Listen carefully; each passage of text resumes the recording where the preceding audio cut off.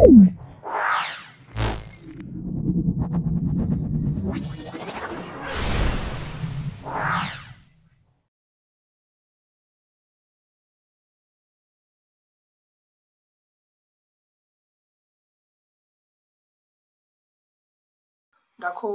Ryan Martin প্রশ্নবিচিত্রা নবম শ্রেণী, এর আগে আমরা 7টা স্কুল আপলোড করেছি বা 7টা সেট আপলোড করেছি। আজকে আমাদের 8 নম্বর স্কুলটা, সেটা হলো হেয়ার স্কুল।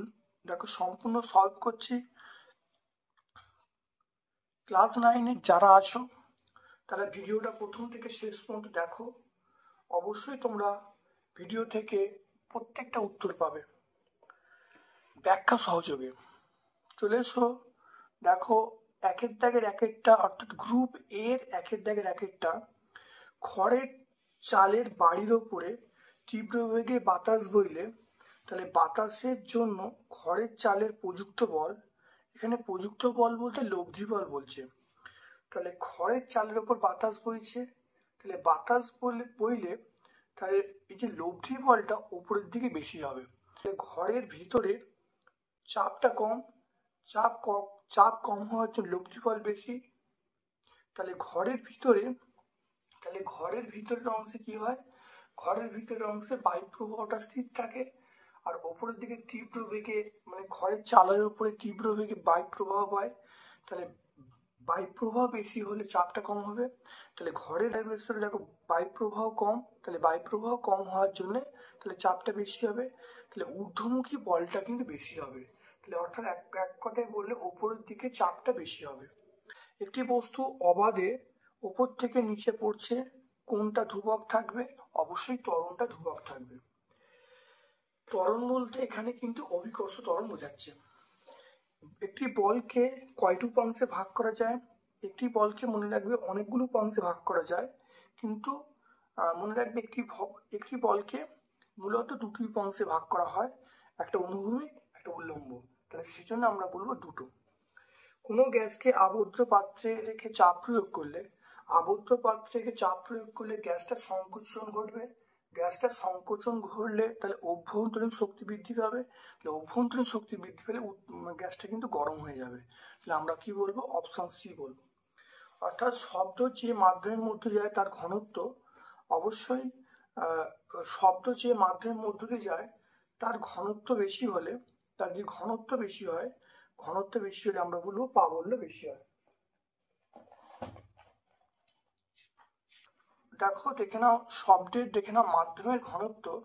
দেখো, মাধ্যমের ঘনত্ব বেশি হলে শব্দের তীব্রতা বা প্রাবল্য এটা কিন্তু অবশ্যই বেশি হবে। তাহলে বুঝতে পারছো? তাহলে তীব্রতা বেশি মানে অবশ্যই প্রাবল্য বেশি হবে। তাহলে চলে এসো, তাহলে আলোচ্য প্রশ্নের উত্তরে আমরা পাবো সেটা হলো প্রাবল্য বেশি হবে। ধাতুর আপেক্ষিক চাপ নির্ভর করে ধাতুর উপাদানের উপরে, অপশন বি। মৌলের সক্রিয় ধর্ম, এটা হলো প্রোটন সংখ্যা বা আমরা বলবো পরমাণু ক্রমাঙ্ক। 1.8 গ্রাম জলে নিউটন সংখ্যা কত বার করতে বলছে, দেখে নাও।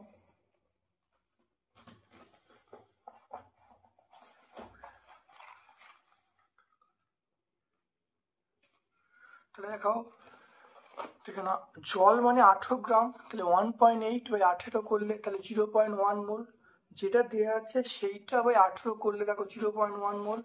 তাহলে এখানে জলের মধ্যে অণুর সংখ্যা কত আছে? তাহলে এইটা ইন্টু অ্যাভোগাড্রো সংখ্যা, তাহলে 0.1 ইন্টু 6.022 10^23, তাহলে 6.022 10^22।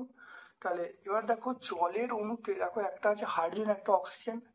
তাহলে হাইড্রোজেনের মধ্যে কোনো নিউটন সংখ্যা নেই। আমরা জানি সাধারণ হাইড্রোজেনের মধ্যে কোনো নিউটন সংখ্যা নেই, তাহলে নিউটন সংখ্যা 0।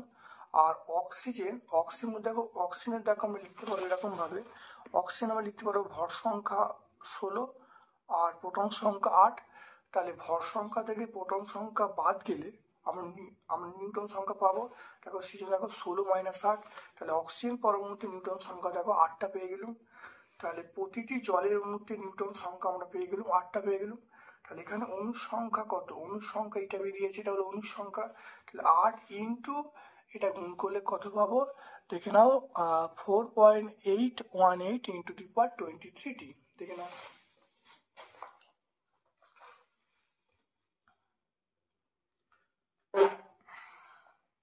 তারপরে দেখে নাও এটা তাহলে কোন অপশনটা, এটা হলো অপশন দিয়ে পাবো।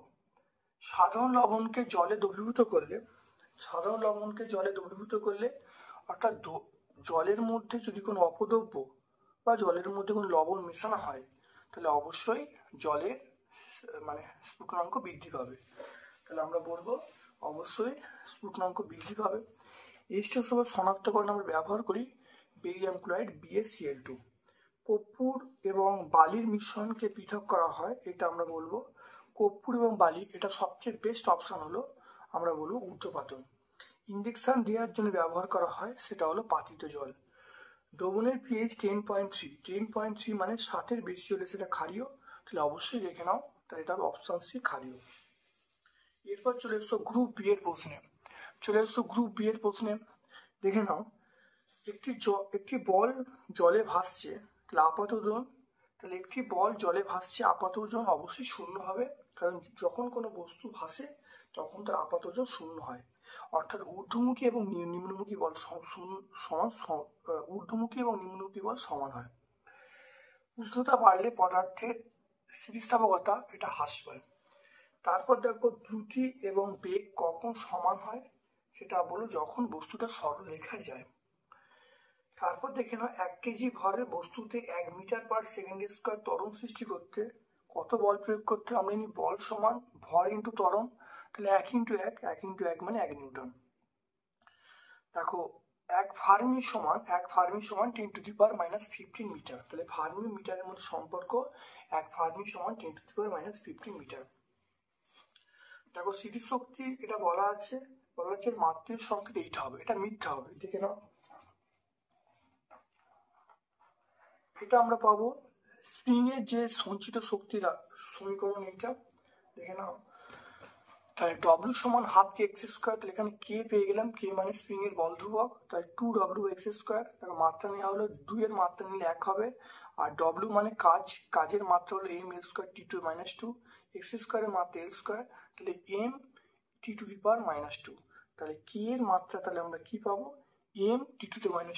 এখানে কি আছে, এখানে যেটা আছে সেটা হলো আমরা বলবো দেখো m L⁻0 T⁻⁻1, তাহলে মিলছে না, তাহলে মিথ্যা হবে। তারপরে চলে এসো পদার্থের ঘনত্ব 13.6 গ্রাম/সেমি কিউব। 1 লিটার পারদের ভর কত, ঠিক আছে। 1 লিটার মানে আমরা বলবো 1000 সেমি কিউব, তাহলে m মানে ρ × v, তাহলে ρ এর মান বসানো হলো, v এর মান বসিয়ে দেখো আমরা পেয়ে গেলাম 13,600 গ্রাম। এরপরে 1 ক্যারট, মনে রাখবি 1 ক্যারট মানে আমরা বলবো 0.2 গ্রাম, 0.2 গ্রাম মানে 200 মিলিগ্রাম, তাহলে 1 ক্যারট মানে আমরা বলবো 200 mg বা মিলিগ্রাম। তারপর দেখো একটি বস্তুর ভরবেগ আছে শক্তি নেই, এটা কিন্তু সম্ভব নয়। দেখে নাও এখানে থেকে নাও, আমরা জানি E সমান p²/2m, তাহলে এখানে দেখে নাও শক্তি নেই, তাহলে যে কোনো বস্তুতে কিন্তু শক্তি কাজ করবে, তাহলে শক্তি তার কিন্তু থাকবেই, তাহলে বস্তুতে তার শক্তি থাকবেই, তাহলে শক্তি নেই ভরবেগ আছে, এটা কিন্তু সমীকরণ থেকে উল্লেখ করা যাচ্ছে না। তারপর চলে এসো পতনশীল বস্তুর ক্ষেত্রে শক্তির পরিবর্তন আমরা বলবো ইপি থেকে ইকে, অর্থাৎ স্থিতিশক্তি থেকে গতিশক্তি। ইপি মানে স্থিতিশক্তি, ইকে মানে গতিশক্তি, অর্থাৎ স্থিতিশক্তি থেকে গতিশক্তি রূপান্তর করছে।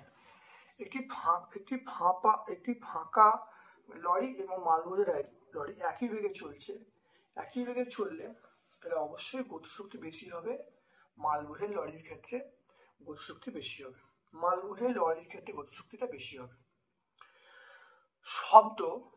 শব্দ কোন ধরনের তরঙ্গ, এটা আমরা বলবো অনুদৈর্ঘ্য তরঙ্গ। তারপর চলে এসো শব্দের তরঙ্গ দৈর্ঘ্য ল্যামডা, তবে বায়ু মাধ্যমে পরপর দুটো সংকোচনের দূরত্ব কত, অবশ্যই ল্যামডাই হবে। লিনতাপ বস্তু অবস্থার পরিবর্তন ঘটে, উষ্ণতার পরিবর্তন নয়, তাহলে উষ্ণতার পরিবর্তন নয়, তাহলে লিনতাপ অবস্থার পরিবর্তন ঘটায়, লিনতাপ বস্তুর অবস্থার পরিবর্তন ঘটায়, উষ্ণতার পরিবর্তন নয়, তাহলে এটা অবশ্যই সত্য, উষ্ণতার পরিবর্তন ঘটায় না আর অবস্থার পরিবর্তন ঘটায়, এটা অবশ্যই সত্য হবে। এসআই পদ্ধতিতে জুল তুল্যাঙ্কের মান আমরা 1 বলবো। 1 AMU এটা গ্রামে প্রকাশ করলে 1.66 × 10⁻⁻24 গ্রাম। 0.5 মোল ক্যালসিয়াম, পরমাণুর ভর 0.5 আর ক্যালসিয়াম মানে 40, তাহলে আমরা পাবো 0.5 × 40 করে 20 গ্রাম।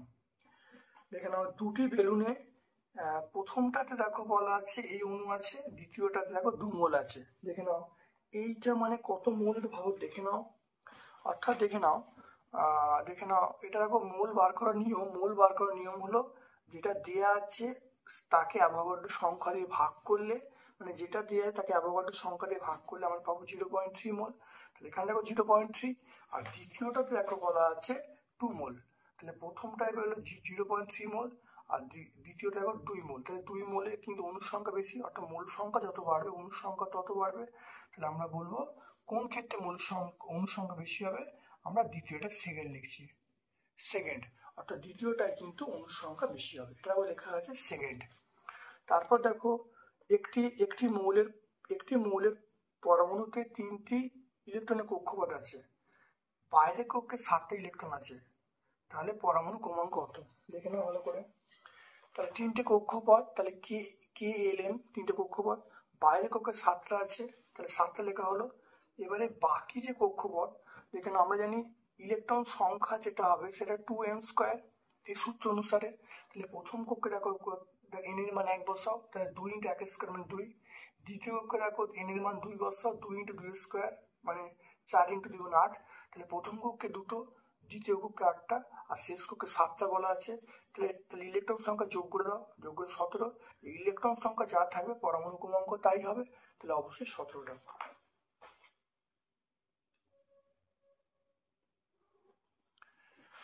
পরের প্রশ্ন চলে এসো, দেখো দেখে নাও একটি মৌলের পরমাণু ক্রমাঙ্ক ভর সংখ্যা কোন ক্ষেত্রে এক হতে পারে, 1H1 এর ক্ষেত্রে সমান হবে।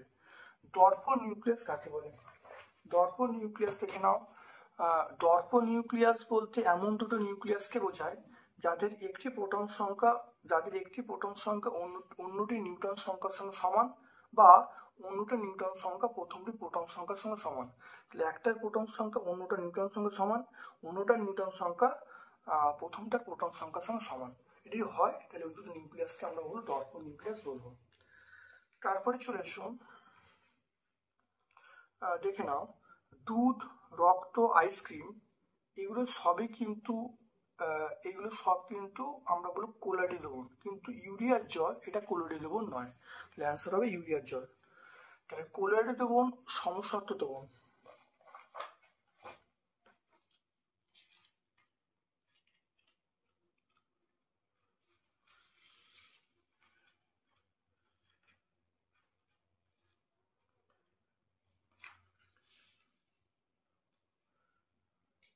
দেখো কোলাইডের দ্রবণ দেখো অসমসত্ব দ্রবণ, সেটা অবশ্যই আমরা বলবো মিথ্যা হবে।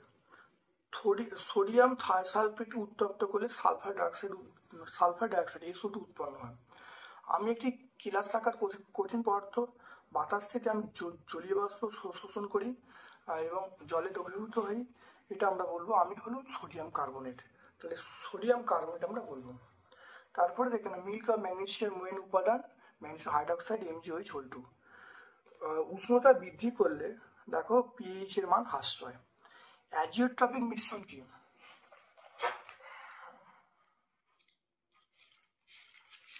দেখে নাও অ্যাজিওট্রপিক মিশ্রণ, দেখে নাও কিছু কিছু পদার্থ আছে ভিন্ন স্ফুটনাঙ্কের তরলের মিশ্রণ থেকে উভয় উপাদান একসঙ্গে নির্দিষ্ট উষ্ণতায় ফুটতে থাকে, এই মিশ্রণকে আমরা বলবো অ্যাজিওট্রপিক মিশ্রণ। H2 এবং CCl4 এটা কিন্তু পৃথক করা হয়। H2S দেখো জল, দেখে নাও জল এবং ক্লোরোফর্ম পৃথক করা হয়, পদ্ধতির নাম হলো বিওজি ফানেল বা সেপারেটরি ফানেল, বা একে বাংলায় বলা হয় পৃথকীকরণ ফানেলের সাহায্যে। আয়ন বিনিময়কারী রেজিনের সাধারণ সংকেত।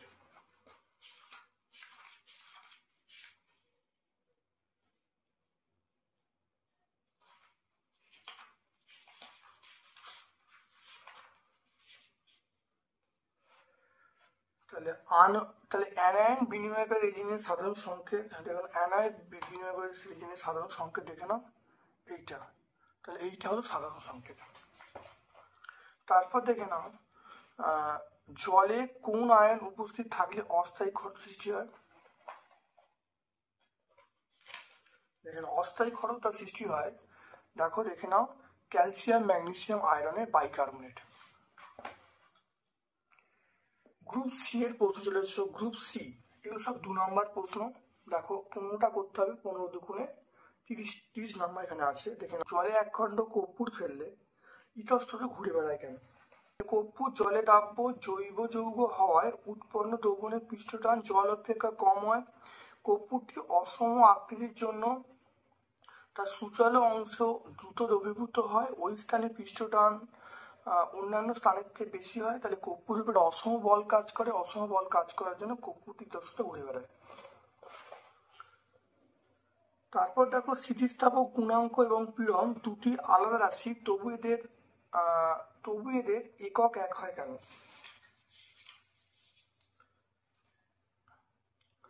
দেখে নাও স্থিতিস্থাপক গুণাঙ্ক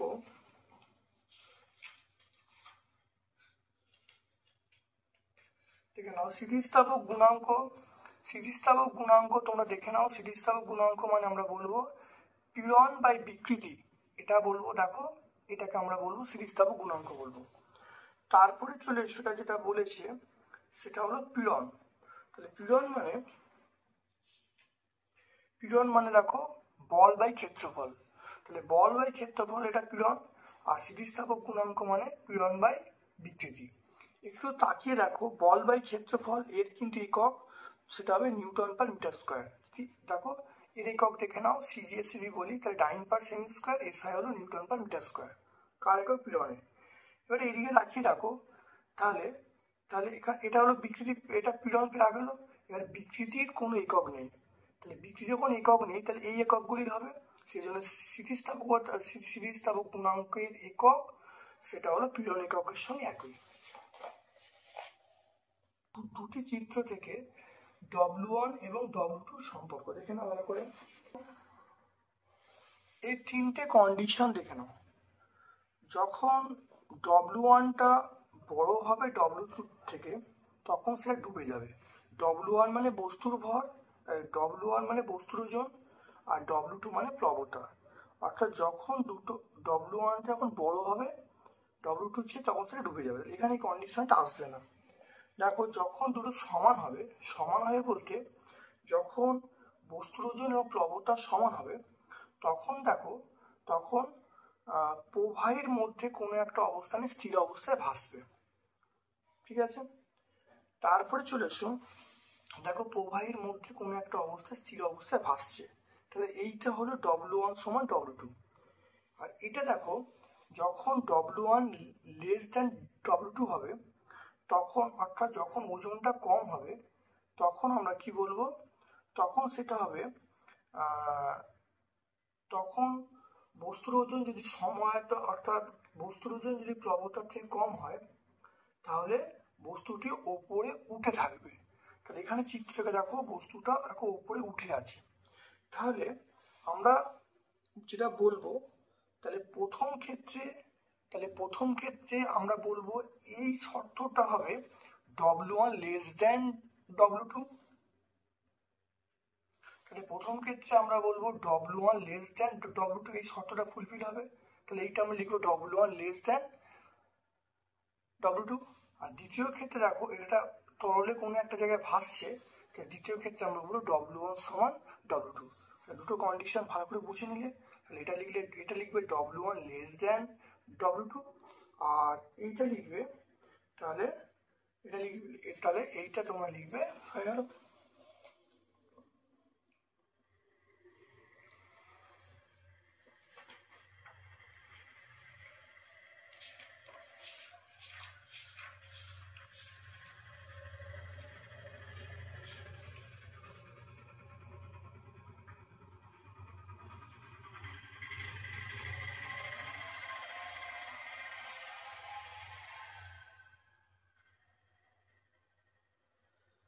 দেখে নাও একটি ড্রপারে দেখে নাও 1 ড্রপারের একটি ড্রপারের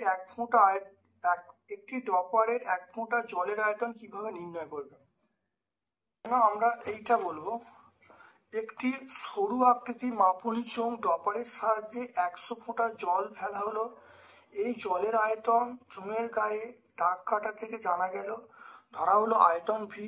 সুতরাং ড্রপারের 1 ফোঁটার আয়তন হলো V/100 সিসি। এটুকু বললে এসে যাবে। পরের প্রশ্ন চলে এসো, লম্বন ত্রুটি কাকে বলে, কিভাবে দূর করা হয়? এর সঙ্গে যখন পার নেওয়া হয় তখন যদি খাড়াভাবে না দেখে তীর্যকভাবে দেখা হয় তাহলে পাঠে ভুল আসে। এইটাকে আমরা বললো লম্বন ত্রুটি। কিভাবে দূর করা হয়? অবশ্যই লম্বভাবে তাকালে এই ত্রুটিটা দূর হবে।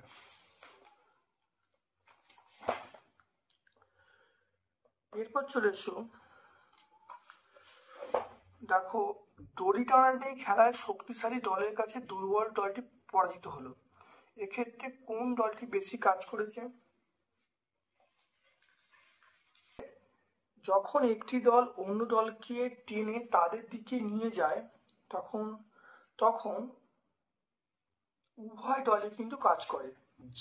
যে দলটি জেতে তারা দড়ির ওপরে বেশি বল প্রয়োগ করে এবং স্মরণ ঘটায়। অন্য দলটি তারাও কিন্তু দড়ির ওপর বল প্রয়োগ করে এবং কম পরিমাণ স্মরণ ঘটায়। তাহলে সেজন্য উভয় দলে কিন্তু কাজ করেছে। তাহলে এখানে দেখে নাও, ভালো করে দেখে নাও, একটা কথা বলছি, এখানে একটু বলছি একটু বুঝে নাও।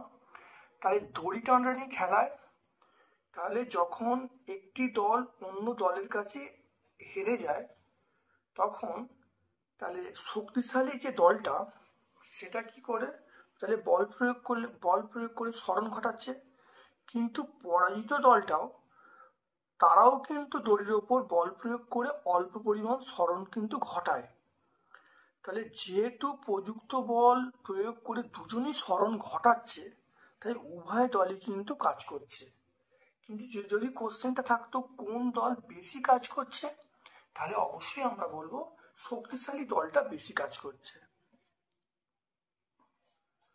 এরপর দেখে নাও পরেরটা, এক্স ভরের বুলেট স্মল এক্স ভরের একটি বুলেট, ক্যাপিটাল এক্স ভরের একটি বুলেট ভরের একটি কাঠের ব্লককে ভি বেগে আঘাত করলো। সংঘর্ষের পর সংঘর্ষ বেগ কত হবে? দেখে নাও। তাহলে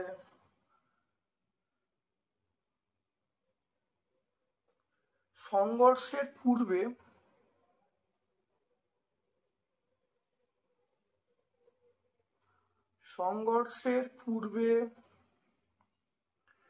ভরবেগ সমান সংঘর্ষের পরে ভরবেগ। সংঘর্ষের পূর্বে ভরবেগ সমান সংঘর্ষের পরে ভরবেগ। সংঘর্ষের পূর্বে ভরবেগ সেটা আমরা বলবো এক্স ইন্টু ভি বলবো। সংঘর্ষের পরে ভরবেগ সেটা দেখো x plus x, small X plus capital x into V বলবো। দেখতে পেলে? তাহলে এখানে দেখে নাও ভি এর মানটা চাইছে ক্যাপিটাল ভি, তাহলে X into small V by small X plus X.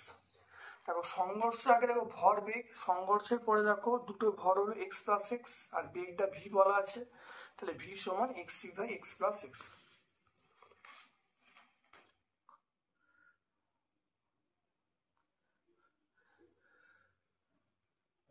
আচ্ছা, সংঘর্ষের পর বেগ এটা আমি একটু ধরে নিই, সংঘর্ষের পর বেগ এটা আমরা ক্যাপিটাল পি ধরে নিচ্ছি।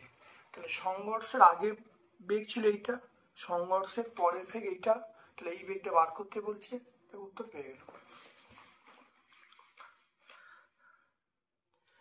তারপর দেখো M1 ও M2 ভরের দুটি বস্তুর গতিশক্তি সমান, ভরবেগের অনুপাত কি হবে? সমান বলবো √2m, পি সমান আমরা জানি P পি সমান √2mE। আমরা জানি পি সমান √2mE।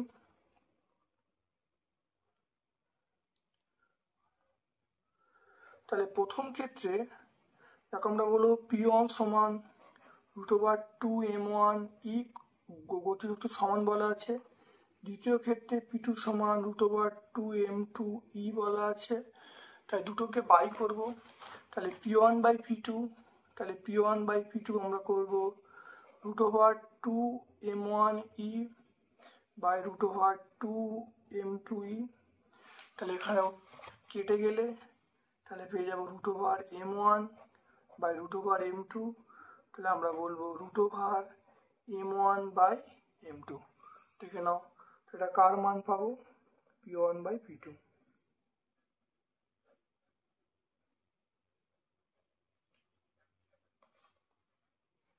দেখে নাও ভালো করে, এটা আমরা P1/P2 মানটা পাবো। বলা আছে এক ব্যক্তি কুয়ো থেকে 25 বালতি জল তুলতে 10 মিনিট সময় নেয়। তাহলে অপর ব্যক্তি কুয়ো থেকে একই বালতি জল তুলতে 15 মিনিট সময় নেয়। তাহলে অপর এক ব্যক্তি কুয়ো থেকে জল তুলতে একই বালতি দিয়ে 15 মিনিটে 40 বালতি জল তোলে, কার ক্ষমতা বেশি?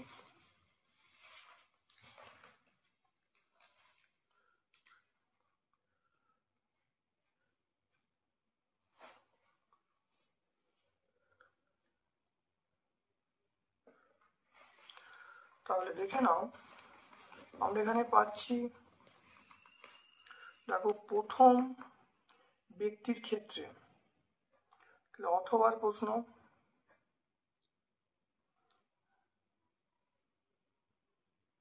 প্রথম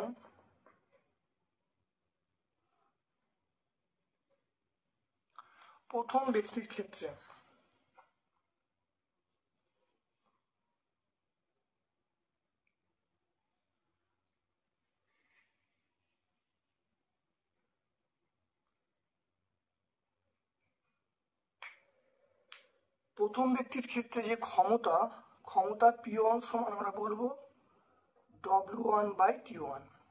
P মানে W/T, W মানে কাজ, T মানে সময়, P মানে ক্ষমতা। তাহলে প্রথম ব্যক্তির ক্ষমতা বার করছি।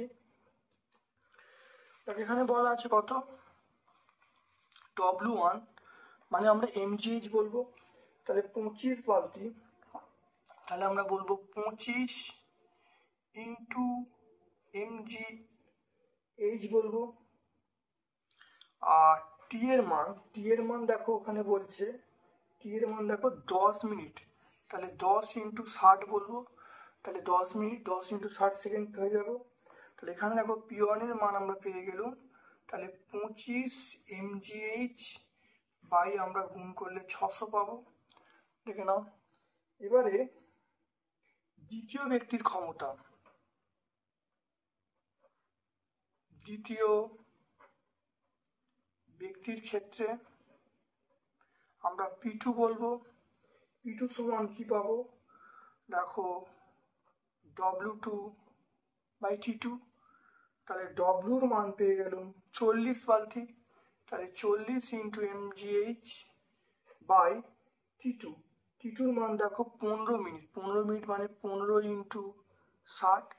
তাহলে আমরা বলবো 40 mgh বাই আমরা 900 বলবো। দেখে নাও, তো এটা আমরা কি পেয়ে যাব, P2 এর মান পেয়ে যাচ্ছি। তাহলে এটা হলো P1 এর মান, এটা হলো P2 এর মান।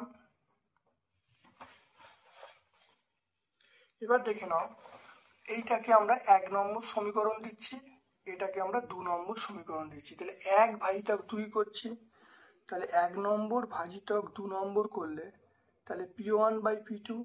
তাহলে P1 এর মান হলো 25 mgh বাই 600 ইন্টু, এটা উল্টে যাচ্ছে, তাহলে উল্টে গেলে তাহলে 900টা উপরে আর নিচে হবে 40 mgh। এটাও কাটাকুটি করলে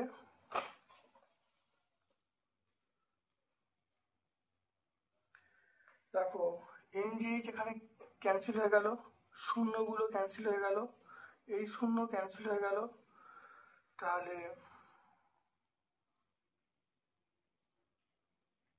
3 দিয়ে কাটলে 3 3 9, 3 দিয়ে কাটলে 3 20, 3 দিয়ে কাটলে 20। দেখে নাও 5 দিয়ে কাটলে 5, 5 দিয়ে কাটলে 4। তাহলে এখান থেকে দেখো পেয়ে গেলুম, তাহলে P1/P2 এই মানটা পেয়ে গেলুম 15/16। দেখো 3 5 15, 15 আর 4 4 16। তাহলে এটা লেস দেন 1, একের থেকে ছোট। তাহলে একের থেকে ছোট হয়, তাহলে এটা যদি একের থেকে ছোট হয় তাহলে আমরা বলবো P1টা ছোট P2 থেকে। তাহলে ঘুরিয়ে বললে আমরা বলবো P2টা বড় P1-এর থেকে, অর্থাৎ দ্বিতীয় ব্যক্তি বেশি। তাহলে দ্বিতীয় ব্যক্তির ক্ষমতা বেশি। তাহলে দ্বিতীয়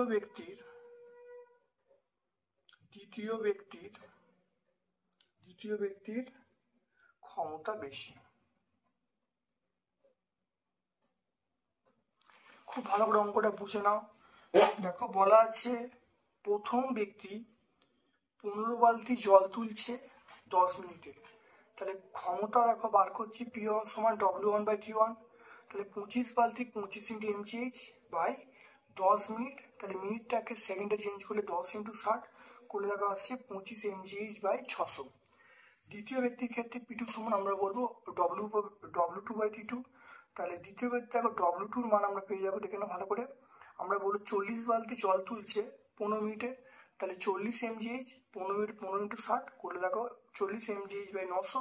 তাহলে 1/2 করা হলো, 1/2 করে P1/P2 হলো।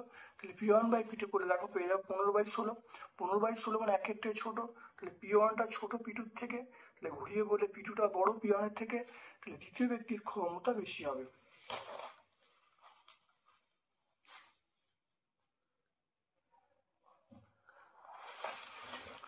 আচ্ছা পরেরটা দেখে নাও। এই যে ছবি আছে দেখে নাও, এই ছবি থেকে বলেছে বেগ সময় লেখচিত্র থেকে কণা দ্বারা অতিক্রান্ত দূরত্ব বার করতে বলছে। ট্রাপিজিয়ামের ক্ষেত্রফলটা অতিক্রান্ত দূরত্ব নির্দেশ করবে।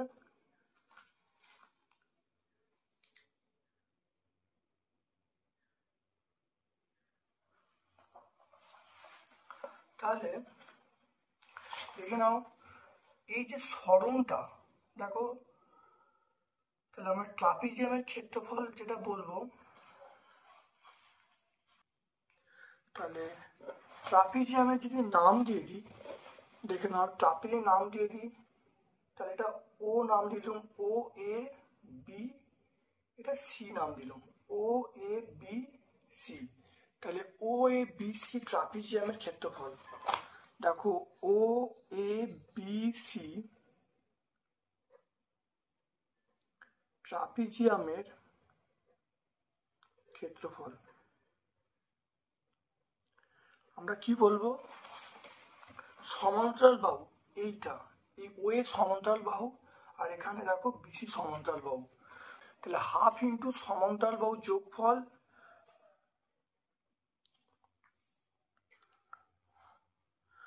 তাই ট্রাপিজিয়ামের ক্ষেত্রফলের সূত্র আমরা জানি হাফ ইন্টু দেখো হাফ ইন্টু সমান্তরাল বাহু যোগফল। সমান্তরাল বাহু মানে এইটা প্লাস এইটা, আর এদের মধ্যে লম্ব দূরত্ব এইটা। তাহলে একটা হাফ গুণ করা হলো। এবার দেখো তাহলে হাফ ইন্টু দেখো এই যে ও এর মান কত 5, আর বিসির মান দেখো 10। তা দেখো 5, দেখো এখানে দেখো 5 আর বিসির মান 20। তাহলে 5 + 20 ইন্টু দেখো ওসির মান দেখো কত 10 আছে। তাহলে ওসির মান 10। তাহলে হাফ ইন্টু 25 ইন্টু 10, এটা করলে দেখো কটা করলে 5 আসবে, এটা 125। তাহলে ক্ষেত্রফল হবে 125। তাহলে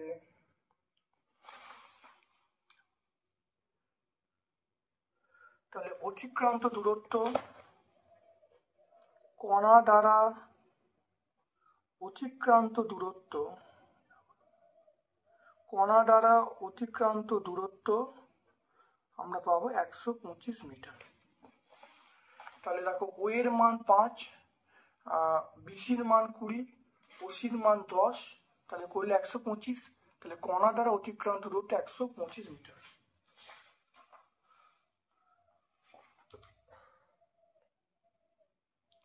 দেখো পর্যায়কাল আমরা বলবো টি সমান 1/n। টি সমান 1/n লিখে নাও। তাহলে কম্পাঙ্ক বলা আছে, পর্যায়কাল চাইছে, সাতেরটা দেখে নাও। আমরা পর্যায়কাল টি সমান জানি 1/n, n এর মান বলা আছে 200। তাহলে এটা দেখো কত আসবে, তাহলে এটা ভাগ করলে 0.005। তাহলে অতএব বস্তুর পর্যায়কাল, অতএব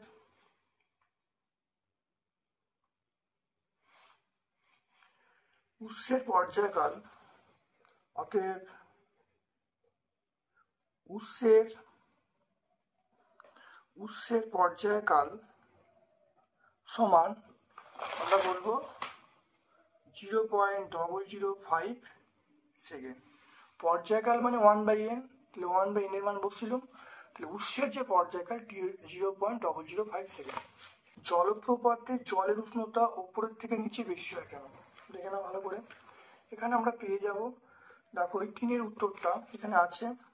অর্থাৎ জলপ্রপাত যখন উপর থেকে নিচে পড়ে তখন স্থিতিশক্তি গতিশক্তি রূপান্তরিত হয়, ফলে গতিশক্তির মধ্যে তাপশক্তি সৃষ্টি হয়। তাপশক্তি জলের মধ্যে উষ্ণতা বাড়াতে সাহায্য করে। এর পরের প্রশ্নটাকে চলে আসবো, শিশির জমার প্রয়োজনীয় শর্তগুলি কি কি।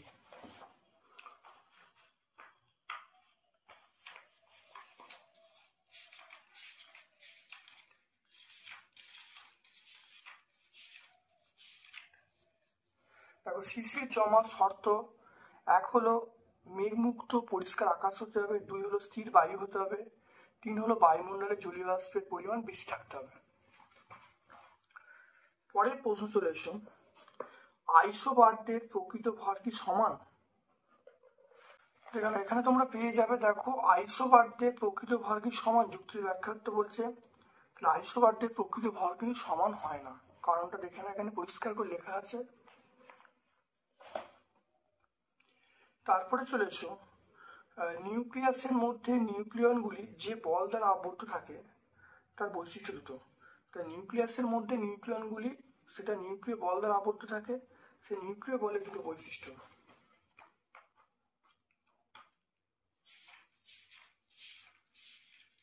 দেখো নিউক্লিয় বল, একটা হলো তীব্র আকর্ষণীয় বল, নাম্বার 1। নাম্বার 2 হলো আধানের উপর নির্ভর করবে না, আর নাম্বার 3 হলো স্বল্প পাল্লার বল।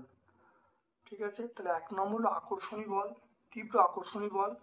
নাম্বার 2 হলো এটা আধানের উপর নির্ভর করবে না, আর নাম্বার 3 হলো স্বল্প পাল্লা, মানে অল্প দূরত্বের মধ্যে কাজ করে। তারপরে চলে এসো, দেখে নাও 1 মোল NO অণু এবং 0.5 মোল NO2 অণুর মধ্যে কোনটি ভারী তা গণনা করতে বলছে।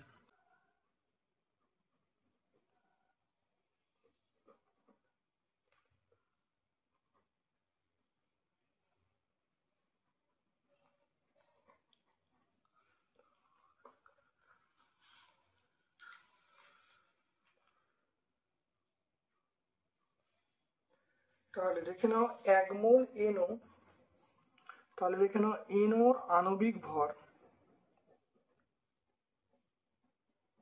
NOর আণবিক ভর আমরা বলবো 14 + 16,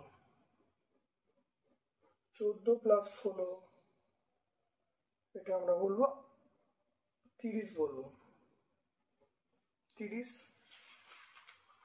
আণবিক ভরের একক আমরা ইউ বলতে পারি বা অ্যাটমিক মাস ইউনিট বলতে পারি। আর দেখে নাও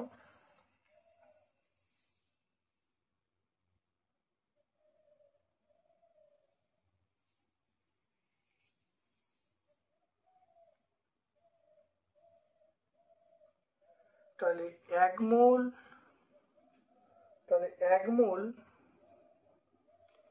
NOর ভর, 1 মোল NOর ভর হবে, তাহলে 1 মোল NO 1 ইন্টু আমরা 30 বলবো,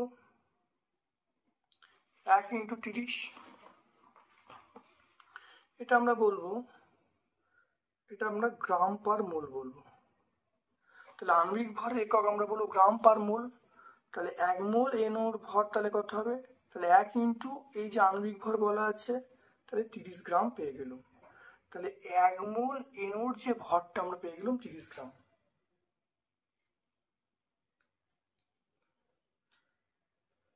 আচ্ছা, এবার দেখো NO2, তাহলে NO2 আণবিক ভর,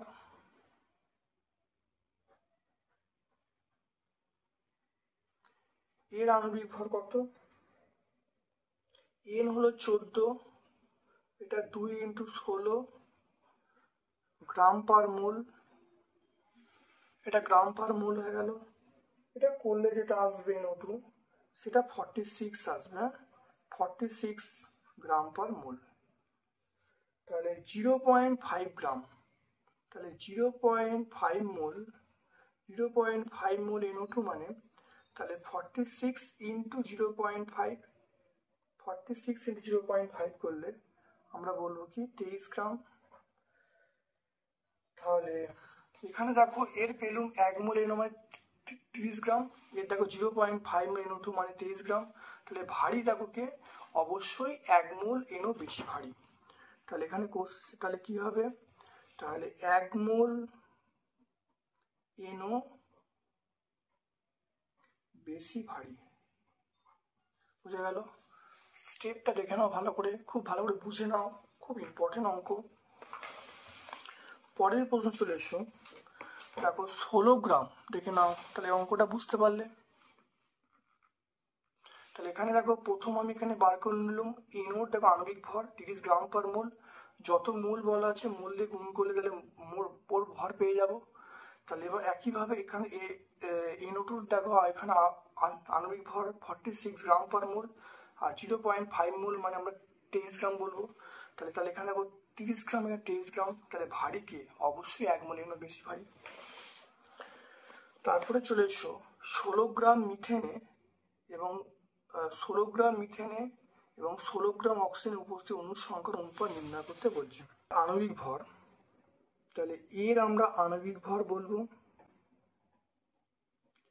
এর আণবিক ভর 16 গ্রাম মিথেনের আণবিক ভর আমরা বলবো 12 প্লাস 1 ইন্টু 4, তাহলে 12 প্লাস 1 ইন্টু 4 মানে 16 গ্রাম পার মোল, এটা হলো।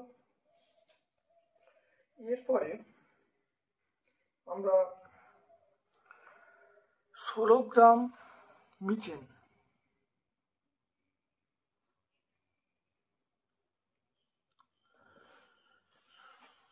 তাহলে তাহলে মূল সংখ্যা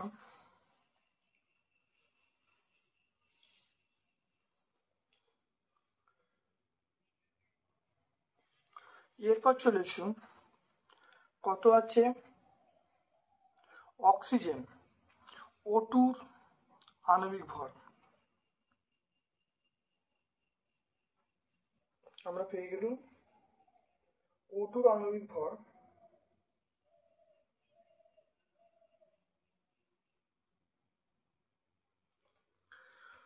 2 ইন্টু 16 গ্রাম পার মোল, তাহলে 32 গ্রাম পার মোল।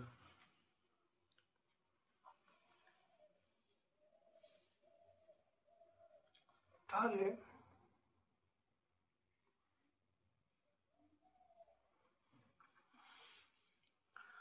তাহলে 16 গ্রাম, দেখো 16 গ্রাম মিথেনে অণু আছে, অ্যাভোগাড্রো সংখ্যা সেটা এনে বলবো। 16 গ্রাম মিথেনে অণু আছে, আমরা কত বলবো, অ্যাভোগাড্রো সংখ্যা বলবো। চলে এসো 32 গ্রাম অক্সিজেন অণু আছে, আমরা বলবো সেটা হলো অ্যাভোগাড্রো সংখ্যা এনে। তাহলে 1 গ্রাম বার করনি, 1 গ্রামে কত Na/16, অ্যাভোগাড্রো সংখ্যা বাই 32, এটা 32 হলো। আর 16 গ্রাম যেটা কোশ্চেনে বলা আছে 16 গ্রাম করলে Na ইন্টু 16/32, এটা কাটাকাটি করলে 2 হবে, তাহলে এটা হলো Na বাই 2, তাহলে 16 গ্রামের মধ্যে দেখো, তাহলে তাহলে এই দুটোকে আমরা যদি অনুপাত করে নিই, তাহলে 16 গ্রাম মিথেনে অণু আছে বাই 16 গ্রাম অক্সিজেনে অণু আছে। 16 গ্রাম মিথেনে অণু আছে কত? এনে। 16 গ্রাম অক্সিজেন অণু আছে, দেখে নাও এনে বাই 2, তাহলে দেখে নাও, তাহলে 2/1, এনে নেগেটিভ 2/1, তাহলে তার অনুপাত কত? 2:1 পেয়ে গেল। তাহলে 16 গ্রাম মিথেনে অণু আছে এনে, আর দেখো 16 গ্রাম অক্সিজেনে অণু আছে এনে বাই 2, দুটো অনুপাত করা হলে দেখো 2/1, তাই 2:1 উত্তর হয়ে গেল।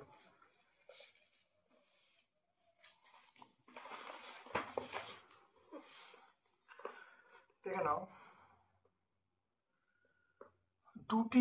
দুটি টেস্ট টিউবে একটিতে সম্পৃক্ত দ্রবণ অপরটিতে অসম্পৃক্ত দ্রবণ আছে, কিভাবে শনাক্ত করবে? এখানে আমরা এই উত্তরটা এখানে পরীক্ষা করে দেখো পেয়ে যাব।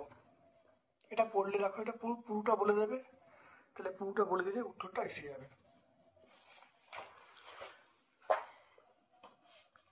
তারপর দেখো সাধারণ উদাহরণ সহ বিস্তার মাধ্যম এবং বিস্তৃত দশা সংজ্ঞা দিতে বলছে।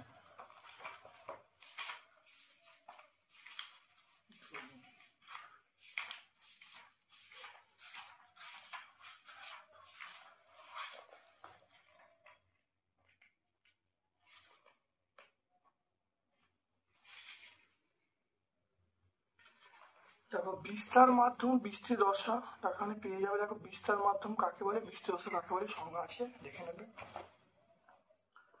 তারপর দেখে নাও, এখানে উদাহরণ যদি দাও, দেখো উদাহরণ এখানে তোমরা উদাহরণ পেয়ে যাবে, উদাহরণ এখানে দেওয়া আছে, দেখতে পাচ্ছ। তারপর দেখো ম্যাগনেসিয়ামের সঙ্গে শীতল 1% HNO3 বিক্রিয়া ঘটালে কি ঘটবে?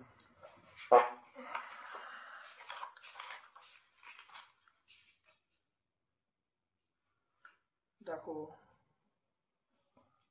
আমরা এটা বলবো, দেখো Mg প্লাস HNO3 সমান MgNO3 হোল 2 প্লাস H2, দেখে নাও এই বিক্রিয়াটা বললে উত্তর চলে আসবে। দেখে নাও, তাহলে ম্যাগনেসিয়াম নাইট্রেট এবং হাইড্রোজেন উৎপন্ন হবে। অ্যাসিড বৃষ্টির সৃষ্টির বিক্রিয়াগুলো এবং পরিবেশের উপর প্রভাব। তাহলে এখানে প্রত্যেকটা ধাপ দেখো কিভাবে H2SO তৈরি হচ্ছে, কিভাবে HNO3 তৈরি হচ্ছে, আর কিভাবে দেখো কিভাবে H2CO3 তৈরি হচ্ছে, আর কিভাবে দেখো HNO3 তৈরি হচ্ছে।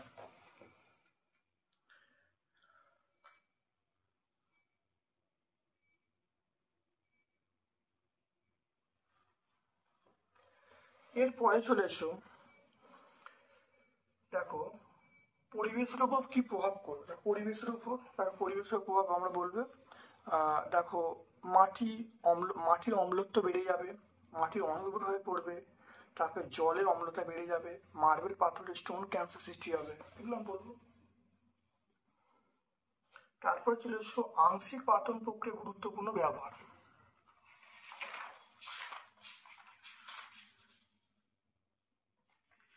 আংশিক পাতন প্রক্রিয়ায় দেখে নাও আলকাদ্রা থেকে বেঞ্জিন পৃথক, তারপর দেখো পেট্রোলিয়াম থেকে কেরোসিন পৃথক, তরল বায়ু থেকে গ্যাসীয় উপাদান পৃথক, এগুলো আংশিক পাতনের প্রয়োগ। তারপরে চলে এসো পাতন পদ্ধতিতে দুটি পদার্থকে পৃথক করতে হলে দুটি বৈশিষ্ট্য উল্লেখ করতে বলছি। পাতন পদ্ধতি, দেখো এখানে বৈশিষ্ট্য, পাতন পদ্ধতির যে বৈশিষ্ট্য, 1 নম্বর দেখো দুটি তরলের স্ফুটনাঙ্কের পার্থক্য অন্তত 30 সেন্টিগ্রেড বেশি হতে হবে। নাম্বার 2, তাপের প্রভাবে উপাদানগুলি বিয়োজন ঘটবে না। তারপর চলে এসো কোন পদ্ধতিটি, তাহলে কোন পদ্ধতিটি জলের আর্সেনেট এবং ফ্লুরাইড অনেকটাই দূরীভূত করে, এই পদ্ধতি যৌগের নাম কি?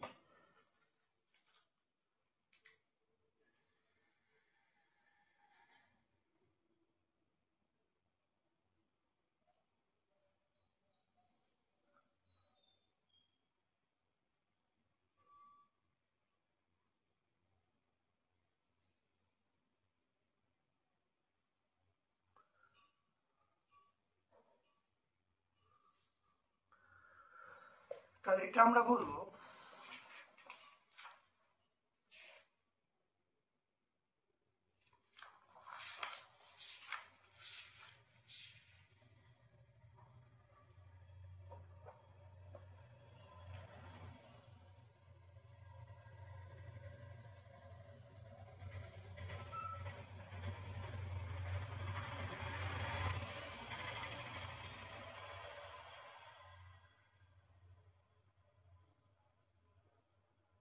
তাহলে আমরা এটা এখানে বলবো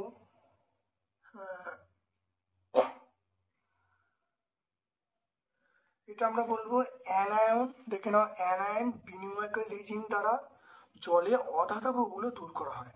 ঠিক আছে, তাহলে আমরা বলবো অ্যানায়ন বিনিময়কারী রেজিন। এর সাধারণ সংকেত আমরা এটি লিখে দেবো।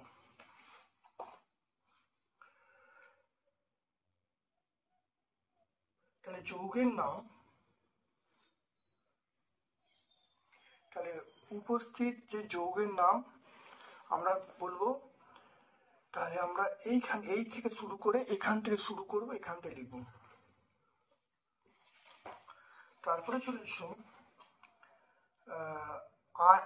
আয়ন বিনিময়কারী রেজিন দ্বারা কোন ক্ষরতা দূর করা হয় এবং রেজিন স্তর থেকে নির্গত জলে কি কি আয়ন উৎপন্ন হয়।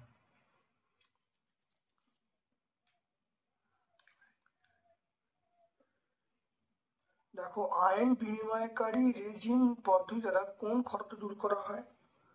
দেখো, আয়ন রেজিন দ্বারা জলের স্থায়ী এবং অস্থায়ী ক্ষরতা দুটোই দূর করা হয়। এরপর চলে এসো রেজিন স্তর থেকে নির্গত জলে কি কি আয়ন থাকে। দেখো, যেটা আয়ন থাকে দেখতে পাচ্ছ,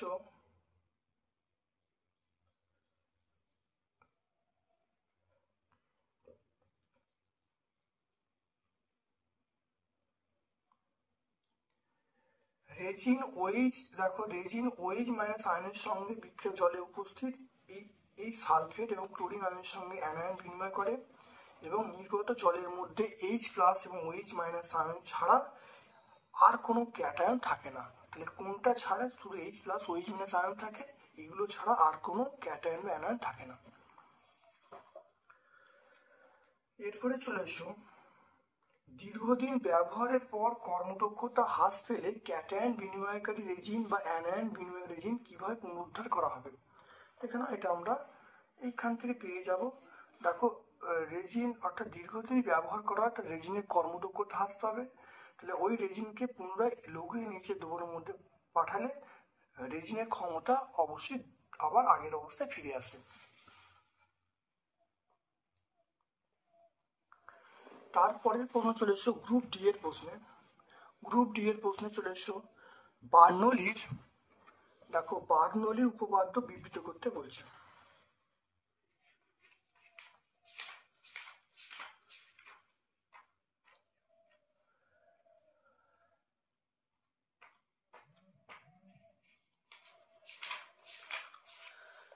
বার্নৌলি উপপাদ্য আদর্শ তরলে ধারক প্রবাহের ক্ষেত্রে ধারকের কোনো বিন্দুতে একক আয়তনে প্রবাহের গতিশক্তি, স্থির শক্তি, চাপ শক্তির সমষ্টি ধ্রুবক হয়। তারপরে ধারক প্রবাহ কাকে বলে? ধারক প্রবাহ বলছে, অর্থাৎ ধারক প্রবাহ বলতে যে প্রবাহের ক্ষেত্রে প্রত্যেকটা অণু একটা নির্দিষ্ট গতিপথ অনুসারে চলে তাকে আমরা বলবো ধারক প্রবাহ। ধারক প্রবাহের একটি বিশেষ বৈশিষ্ট্য উল্লেখ করতে বলছে। দেখো, ধারক প্রবাহের বিশেষ বৈশিষ্ট্য বলতে মনে রাখবে দুটি ধারক প্রবাহ পরস্পর ছেদ করে না। একটা বিশেষ বৈশিষ্ট্য, দুটি ধারক প্রবাহ পরস্পর ছেদ করে না।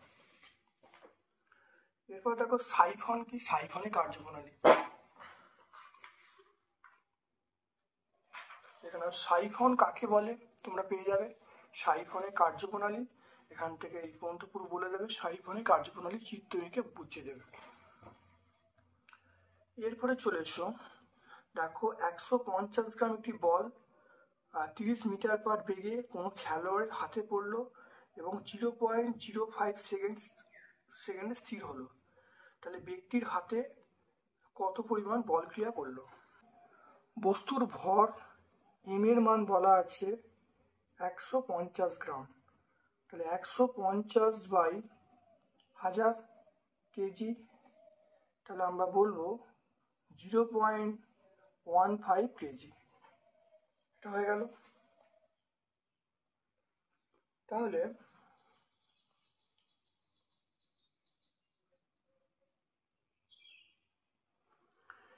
এরপর দেখে নাও বলটার প্রাথমিক বেগ।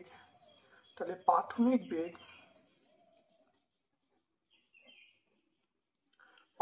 বেগ ইউ সমান 30 মিটার পার সেকেন্ড। বলটা থেমে যাচ্ছে, তাহলে অন্তিম বেগ ভি সমান 0। তাহলে আমরা জানি, দেখো সেটা হলো, তাহলে প্রযুক্ত বল আমরা এফ সমান এম এ বলবো। এ মানে V minus you by T. তাহলে এম এর মান 0.15, ভি এর মান 0, ইউ এর মান 30, আর সময়ের মান পেয়ে গেলাম, সময়ের মান 0.05। সময়ের মান 0.05। তাহলে 0.15 ইন্টু এটা দেখো 0-30 বা 0.05।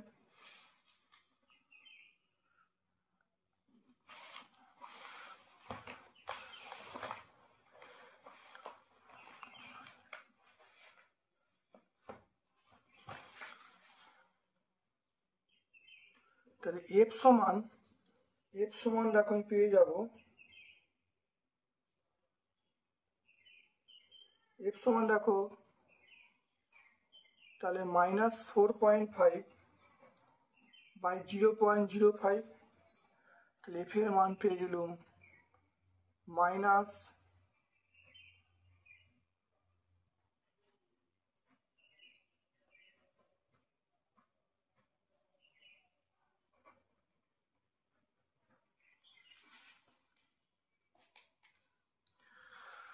তাহলে প্রযুক্ত বল সেটা 90 নিউটন। দেখে নাও, তাহলে এখানে দেখে নাও যেটা হলো, তাহলে ভর বলা আছে 150 গ্রাম, 150কে 1000 দিয়ে ভাগ করলে কেজি হয়ে গেল। প্রাথমিক বেগ 30, অন্তিম বেগ 0। তাহলে আমরা জানি এফ সমান এম এ, বল ইন্টু ত্বরণ মানে V minus you by T. তাকে এখানে বসতে দিয়েছি এম এর মান, ভি এর মান 0, ইউ এর মান 30, আর সময়টা 0.05 বসিয়ে দেখো পেয়ে গেলাম 90। তাহলে প্রযুক্ত বল কত? 90 নিউটন। এখানে মাইনাস বলতে বোঝাচ্ছে যেখানে মানে প্রতিক্রিয়া বলটা বোঝাচ্ছে। মাইনাস ঋণাত্মক চিহ্নের অর্থ হলো যে বলটা হাতে পড়লো, তাহলে হাতে বলটা হলো ক্রিয়া, এটা হলো প্রতিক্রিয়া বল। তাহলে প্রতিক্রিয়া বলের জন্য মাইনাস এসেছে। এরপর দেখে নাও রোলার টানা না ঠেলা সোজা যুক্তিতে ব্যাখ্যা করতে বলছে।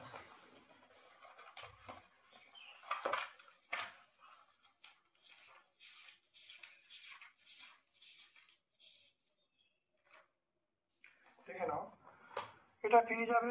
দেখো রোলার টানাচ্ছে, দেখো রোলার, দেখে নাও এখানে ভূমি থেকে শুরু করবে, এখানে শুরু করে তোমরা এই পর্যন্ত বলবে। অর্থাৎ রোলার ঠেলা কষ্টকর, টানা সোজা।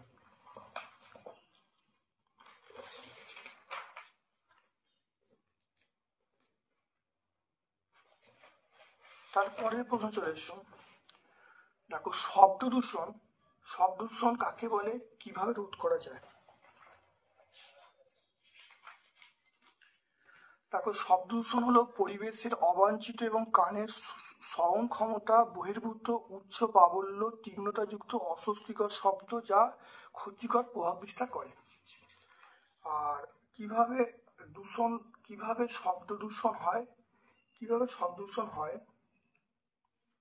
তাহলে কিভাবে শব্দ দূষণ হয়? দেখো শব্দ দূষণ এগুলো বলবো, কলকারখানা থেকে যানবাহনের হর্ন, অনুষ্ঠানে ব্যবহৃত লাউডস্পিকার, শব্দবাজি, বিমানের ওঠানামা, এগুলো শব্দ দূষণ ঘটছে। সোনারের পুরো অর্থ এর সাহায্যে কিভাবে সমুদ্রের গভীরতা মাপা যায়?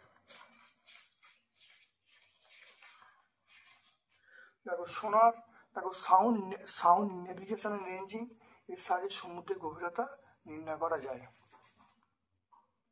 দেখে নাও, আমরা এখান থেকে দেখো বলে দেবো, এখান থেকে জাহাজে এখান থেকে আমরা এই পুরোটাই এই সোনার থেকে শুরু করে এই পর্যন্ত লিখলেই দুটো প্রশ্নের উত্তর কিন্তু চলে আসবে। তারপর কার্যের তাপে রূপান্তরিত হওয়ার একটি ঘটনা উদাহরণটা বলতে বলছে।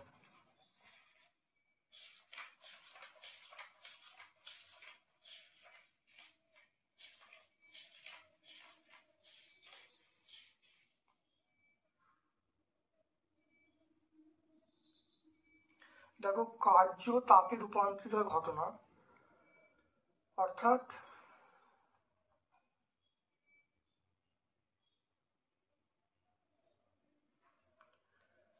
আমরা এটা বলতে পারি,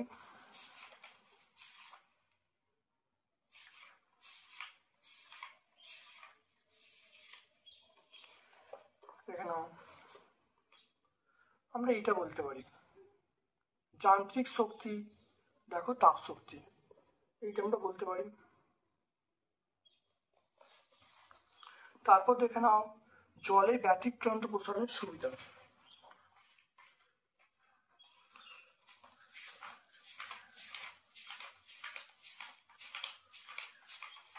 জলে ব্যতিক্রান্ত প্রসারণের সুবিধা, দেখো সুবিধা হলো, দেখো জলজ মাছ বাঁচতে পারে। তাহলে জলে ব্যতিক্রান্ত সুবিধা হলো জলের মধ্যে অর্থাৎ যেখানে শীত প্রধান দেশে মাছেরা বাঁচতে পারে জলে ব্যতিক্রান্ত প্রসারণের জন্য।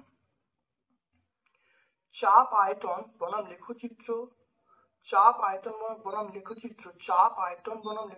সম্পৃক্ত অসম্পৃক্ত বাষ্প আয়তনের লেখচিত্র কিভাবে হয়, আপেক্ষিক চাপ কাকে বলে?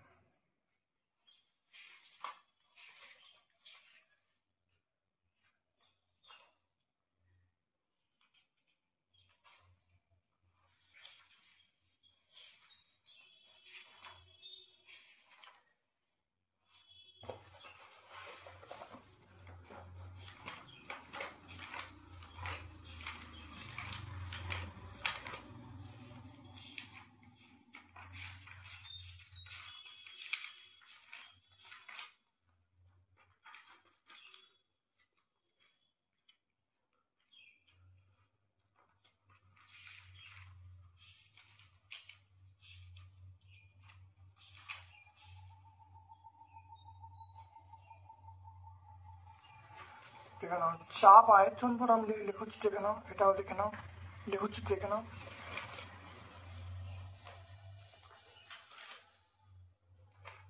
দেখে নাও এটা, এই ছবিটা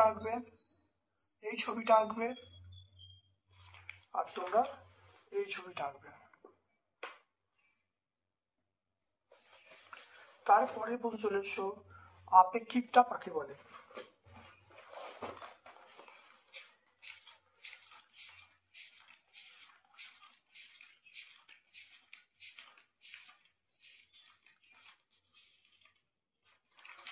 আপেক্ষিক তাপ কাকে বলে?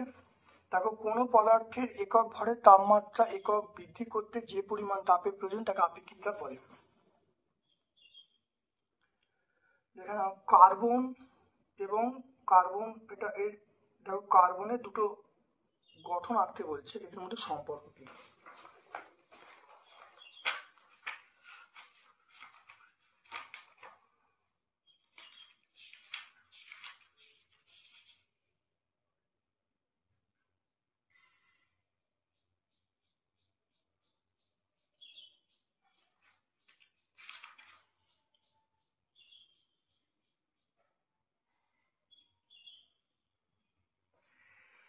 এখানে কার্বনের দেখো 12টা ইটা আছে, 12C6টা আছে, আর যখন 13টা আঁকবে একই হবে, শুধু বাইরের কক্ষে একটা ইলেকট্রন বেড়ে যাবে।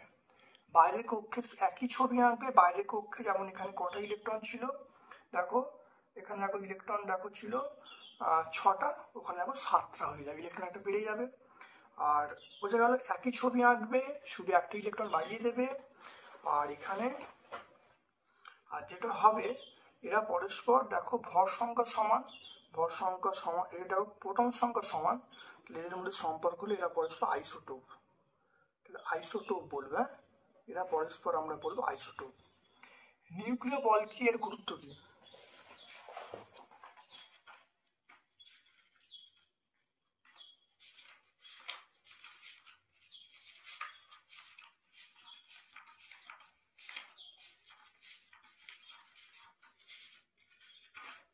দেখো নিউক্লিয় বল দেখে নাও। নিউক্লিয় বল নিউক্লিয়াসের মধ্যে প্রোটন ও নিউট্রনগুলোর মধ্যে যে তীব্র আকর্ষণীয় বল তাকে নিউক্লিয় বল বলবো। এই নিউক্লিয় বল দেখো যখন সৃষ্টি হবে তখন দেখো একটি প্রোটন একটি নিউট্রন আদান প্রদানের জন্য মিশ্রণ কণা সৃষ্টি হবে এবং তার ফলে অতি শক্তিশালী বল নিউক্লিয় বল তৈরি হবে, এটা বলে দেবো। তারপরে চলে এসো, দেখো 68 গ্রাম অ্যামোনিয়া কত গ্রাম অ্যামোনিয়া সমান, এতে অ্যামোনিয়ার অণুর সংখ্যা কত?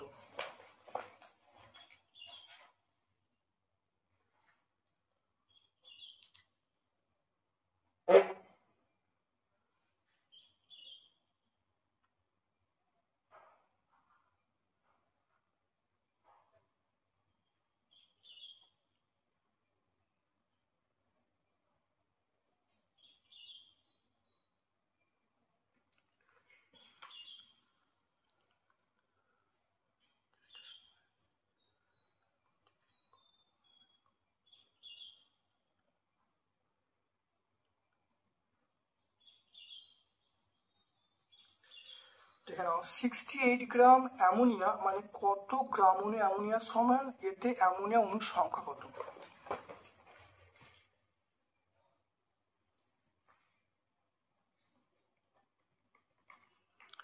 ছয়টা, দেখো অ্যামোনিয়া NH3 এর আণবিক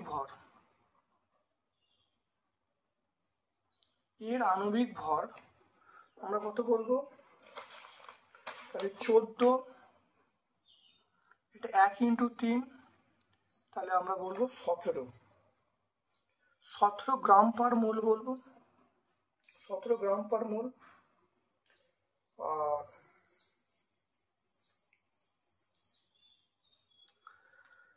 17 গ্রাম পার মোল,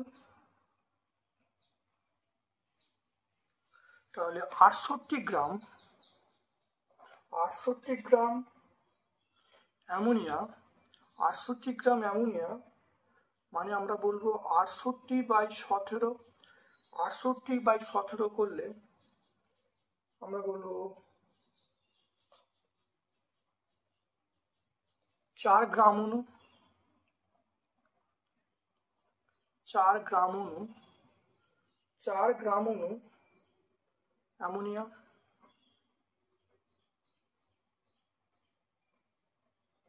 তাহলে এখানে দেখো মনে রাখতে হবে যেটা দেয়া আছে তাকে আমরা যদি আণবিক ভর দিয়ে ভাগ করি তাহলে অবশ্যই গ্রাম অণু পাওয়া যাবে।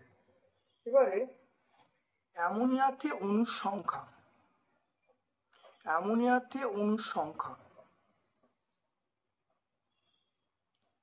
আমরা কত বলবো? 4 মোল বলা আছে, 4 গ্রাম অণু মানে 4 মোল, তাহলে 4 ইন্টু ওই অ্যাভোগাড্রো সংখ্যা 6.022 ইন্টু 10⁻23T, এটা করলে যেটা আসবে 24.088 ইন্টু 10⁻23T। তাহলে গ্রাম অণু বার করার নিয়ম হলো যেটা দেয়া আছে সেটা বাই আণবিক ভর করলে দেখো 4 গ্রাম অণু মানে 4 মোল, তাহলে 1 মোল অ্যামোনিয়ার মধ্যে অণু আছে অ্যাভোগাড্রোর সংখ্যা 1 কত 4 কত, তাহলে 4 ইন্টু অ্যাভোগাড্রোর সংখ্যা করলে তাহলে 24.088 10⁻23T পেয়ে যাবো। পরের প্রশ্ন দেখে নাও 2 মোল, দেখো 2 মোল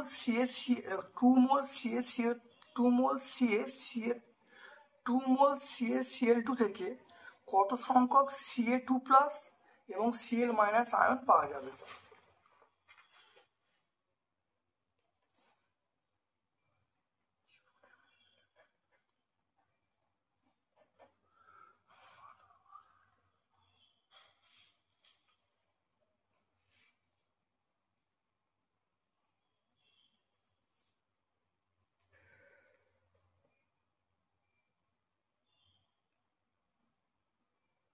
তাহলে দেখে নাও Ca2+ এর আয়নের সংখ্যা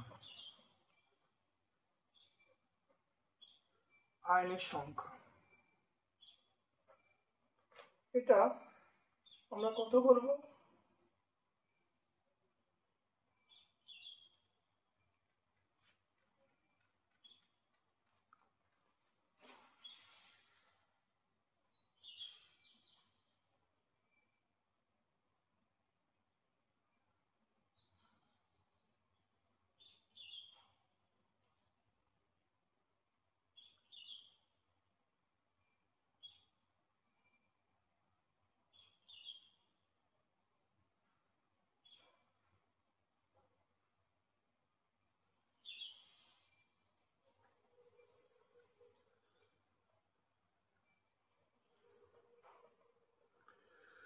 Ca2+ এটা আয়নের সংখ্যা, মনে রাখতে হবে 2 ইন্টু অ্যাভোগাড্রো সংখ্যা, 2 ইন্টু অ্যাভোগাড্রো সংখ্যা, 2 অ্যাভোগাড্রো সংখ্যা মানে 6.022 ইন্টু 10⁻23। এটা করলে যেটা আসবে দেখো 12.044 ইন্টু 10⁻23t, এটা পেয়ে যাব।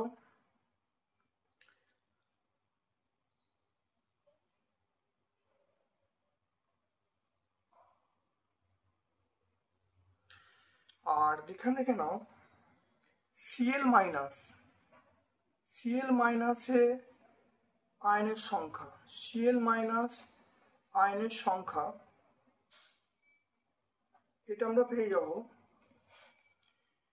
তাহলে 4 ইন্টু 6.022 ইন্টু 10⁻23t, 4 গুণ হবে।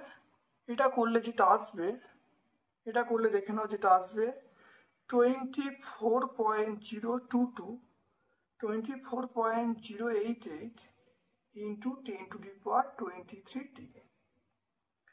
এখানে একটা জিনিস দেখে নাও কি করে হলো, তাহলে CaCl2 এটা যেটা হবে সেটা Ca2+, আর এটা দেখো 2Cl মাইনাস। তাহলে এখানে দেখো, তাহলে এটা দেখো 1 মোল, তাহলে এটা 1 মোল, তাহলে 1 মোলের মধ্যে অণু থাকবে অ্যাভোগাড্রো সংখ্যা, আর কোশ্চেন দেখো 2 মোল বলা আছে, কোশ্চেন 2 মোল, তাহলে সেই জন্য 2 মোলের জন্য দেখো 2 কিন্তু এখানে গুণ করা হয়েছে, তাই 2টা গুণ করা হয়েছে 2 মোলের জন্য, তাহলে 2 মোল এটা পাওয়া যাবে। এবার দেখো Cl মাইনাসে কেন 4 হলো, 4 দেখো এখানে দেখে নাও এখানে দেখো দুটো মানে Cl2 মাইনাস, তাহলে একটার জন্য পাওয়া যাচ্ছে অ্যাভোগাড্রো সংখ্যা, এখানে 2 গুণ হওয়ার জন্য একটা 2 গুণ হয়েছে, আবার 2 মোলের জন্য 2, সেই জন্য 2 ইন্টু 2, তাহলে 1 মোলের জন্য আমরা যদি বলতাম তাহলে 2 ইন্টু অ্যাভোগাড্রো সংখ্যা, আর 2 মোলের জন্য 2 ইন্টু 2 ইন্টু অ্যাভোগাড্রো সংখ্যা, তাহলে 4 ইন্টু অ্যাভোগাড্রো সংখ্যা করলে কিন্তু উত্তরটা আসবে।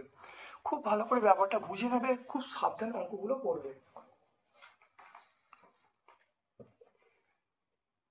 পরের প্রশ্ন চলে এসো, দেখো প্রলম্বন কি, দাব্যতার সংজ্ঞা দিতে বলছে।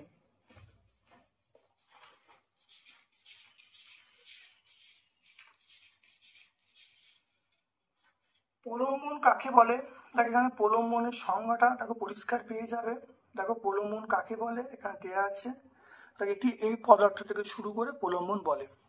দাব্যতার সংজ্ঞা এখানে তোমরা পেয়ে যাবে। দেখো দাব্যতা কাকে বলে,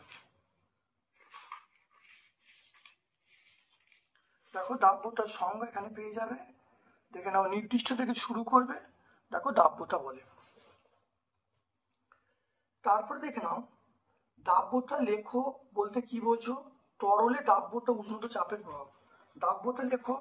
দেখো এখানে দেখো পেয়ে যাবে একটি থেকে শুরু করবে, শুরু করে দেখো আমরা দাব্যতা লেখো বলতে বলবো, অর্থাৎ এক্স অক্ষে তাপমাত্রা, ওয়াই অক্ষে দাব্যতা স্থাপন করে যে লেখচিত্র পায় তাকে দাব্যতা লেখো বলে।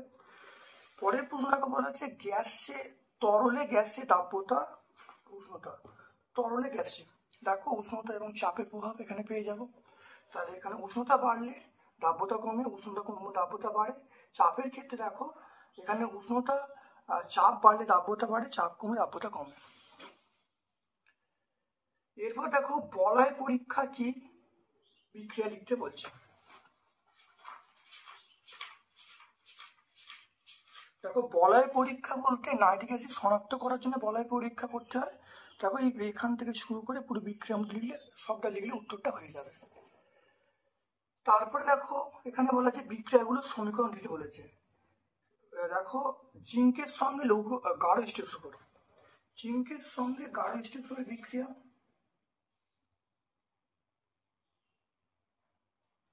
দেখো জিঙ্কের সঙ্গে গাঢ় স্টিফ্লোরের বিক্রিয়া, দেখো একটা জিঙ্ক সালফেট, সালফার ডাইঅক্সাইড এবং জল উৎপন্ন হবে। আমরা এই বলবো 2 নম্বর পয়েন্টটা, উত্তপ্ত গাঢ় সালফিক অ্যাসিডের সঙ্গে জিঙ্কের বিক্রিয়া করলে জিঙ্ক সালফেট এবং বারুদের গন্ধযুক্ত সালফার ডাইঅক্সাইড গ্যাস উৎপন্ন হবে। দেখো বিক্রিয়াটা পেয়ে গেলাম। তারপর দেখো টেস্ট টিউবের মধ্যে NaOH এর সঙ্গে এর জন্য,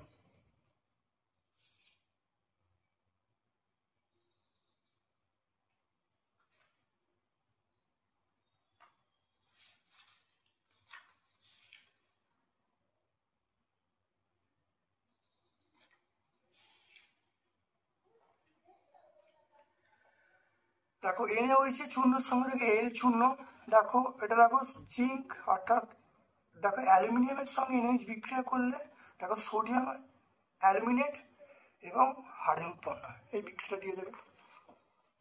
তারপর দেখো টেস্ট টিউবে চিনির সঙ্গে গাঢ় স্টোর,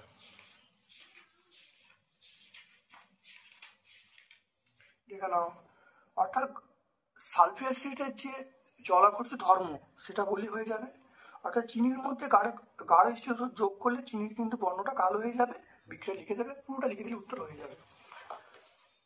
তাহলে আজকে আমরা হেয়ার স্কুল 8 নম্বর স্কুলটা সম্পূর্ণ সলভ করলাম। ভিডিওটা প্রথম থেকে শেষ পর্যন্ত দেখো, আশা করি প্রত্যেকটা উত্তর পুঙ্খানুপুঙ্খভাবে পাবে। আমার পক্ষ থেকে সকলকে ধন্যবাদ এবং শুভ কামনা জানাচ্ছি।